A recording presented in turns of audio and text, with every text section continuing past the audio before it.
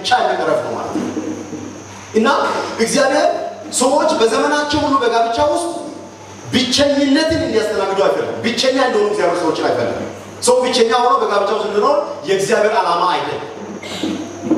ነገር ግን ሰይጣን ደግሞ ይህንን ሐሳብ የሚቃወም ስለሆነ ሰዎች በጋብቻ ውስጥ ሆነው ያሉ ብቸኞች እንደሆኑ ደግሞ አድርጎ እናውቃለን።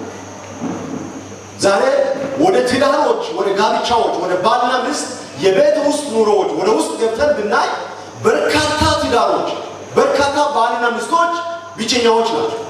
በውጪ ሰዎች የእከሌ ሚስት ብሎ ይሏታል። ግን እኮ እሷ እዛ ቤት የእሱ ሚስት አይደለችም፣ ብቸኛዋ ናት፣ ብቸኛ ናት።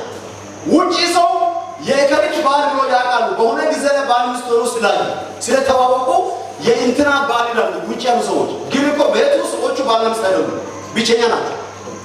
እሷ ብቻዋን ታስባለች፣ እሷ ብቻዋን ታቅዳለች፣ ብቻዋን ትበላለች፣ ብቻዋን ትተኛለች፣ ብቻዋን ወጥታ ትሄዳለች፣ ብቻዋን ትሰራለች፣ ብቻዋን ታቅዳለች፣ ብቻዋን ትፈጽማለች።